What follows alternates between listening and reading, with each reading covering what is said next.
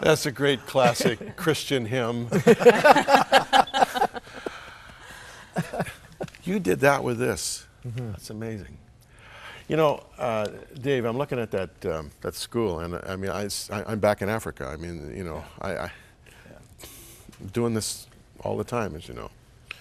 And it just makes me want to go back, especially with my son-in-law having shed his blood there now. I feel even more bonded with that whole scene, ministering to orphans and widows.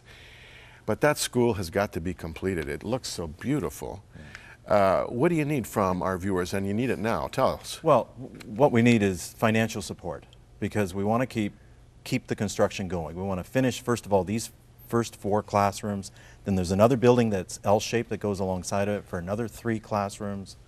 You know, our vision is to have a library there, you know, but we really have got an ask page for $25,000 just to keep the construction let's put going. That up. There it is. Yeah, $25,000 is pretty modest. It is, but what we're really trying to do is we want to keep the people encouraged so that construction keeps moving along. Right. I mean, maybe there's people that would love to invest in schools and education, and it's just kids. I mean, you're really investing in kids and in a community that's been hit extremely hard. So we would love to raise that or more, and we'll just keep building as people. Yeah, there's the coordinates there, and I hope you're writing these down, friends.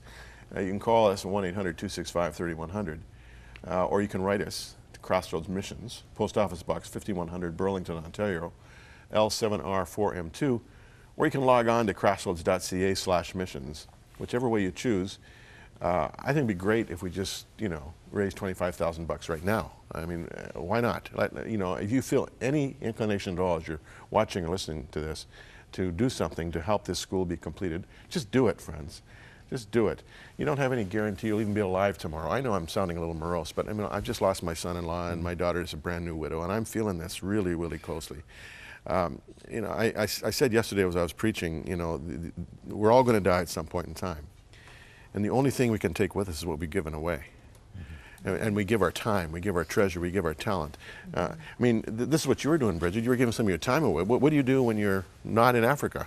When I'm not in Africa, I'm a counselor with a counseling agency, a secular counseling agency up in Kitchener. Now, what impact has this had on you? I mean, I know it's a little early, but what are you processing right now? Well, I mean, one of the big impacts that it's had is that I think it's renewed a call to missions that I first sensed when I was in my late teens, and that's been revived. And it's been the trip was a real source of spiritual renewal for me too. So, how so? How were you spiritually renewed in this? Spending the time, when we were on the team together, we had a reflection time every night, and spending that time reflecting on how God is speaking to us. That was something that Dave really led us in. You know, what is God speaking to you? Where do you see God taking you in the future from this? I remember one of the things that Dave said when we first went on there. Now, this is a long-term thing. He said that right at the beginning of the trip. My thought was, you've got the wrong person. Well, now James and I want to go back. Of course. You know, and so we've become missionaries at heart through this. Yeah. And we have another team getting ready to go. Really? That we want to line up. I think there's a page that shows let's put that up. The dates and. Oh, excuse me. Crossroads Uganda cruise. Well, everybody loves to go on a cruise, don't they? This is a different spin on a cruise, that's for sure. Yeah. So those are the dates we've got. We need people to come. We're encouraging people to come. Now, construction experience is a priority, but at the same time, you got general laborers. So I mean, if I were going on a team like this, I would just be a general grunt. I mean, I've got no construction ability at all. And you don't need special skills at all. And when it comes to medical personality, Dave Miclash, can nurses and doctors come and operate without having to go through some kind of orientation to the medical issues of that area? Yeah, I think we should be really, really clear about this. Although we want people with construction experience, medical experience, we want people to support those. That's the bulk of the people that we need. And they don't need to have any. When it says general labor, it doesn't mean hard work on the school alone. Right. It means helping out with the clinic. Brigitte, for instance, had never done triage. In 15 minutes, we taught her how to do triage, and she triaged thousands of people, hundreds and hundreds of people. That we, almost 200 a day. 2,400 treatments in the time that we were there. But Brigitte had never done medical before. The other people that were working there, my wife counted pills. There's something that everyone can do. They don't need to have special skills, but we do still need people with special skills. Well, sure you do. And there's the coordinates, friends. You can, again, crossroads.ca/missions, or you can call Kelly Nuttall, I'm sorry, Nuttall, at missions@crossroads.ca, or 905-332-6400, extension 3327. That's for the Uganda cruise going from June the 2nd to the 16th, God willing, not too far away in this year, 2011. Dave, how long have you been overseeing missions now? I've been in the missions department, I guess it's 9, 10 years now. 9, 10 It's been a long time. Long time. And, you know, helping, I think, helping the poorest of the poor, people that can't give anything back to you. There's something about doing that really changes your heart, changes your life.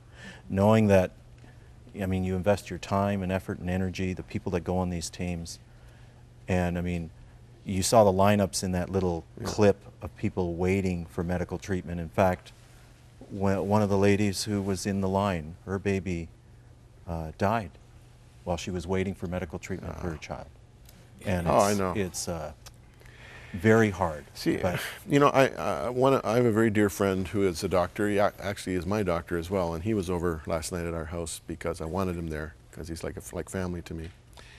As Rob Hall's parents came, and his brother and sister-in-law, and Katie had just arrived. We met her at the airport, and we were all just sitting around, just talking about Rob and talking about Africa and talking about the adversarial nature of life in Africa, because Africa is tough, really tough. But my doctor friend, he said, we don't understand, he says, even as doctors, what it's like to deal with people who've never had medical treatment. And he said what happens is that when they finally get to some medical treatment, they are so far gone in many cases in terms of their issue that he said it's a salvage operation at best. And so this helps us understand why there can be someone standing in a line and a child dies. That child probably should have been treated 6 weeks ago, right? Yeah. And we make these assumptions about medical care. Well, imagine life without any medical care. You know, and this is a real good example, is that lady who walked for 2 days. I can visualize her getting up in the morning saying, I just heard about this Canadian team that's going to help heal my child.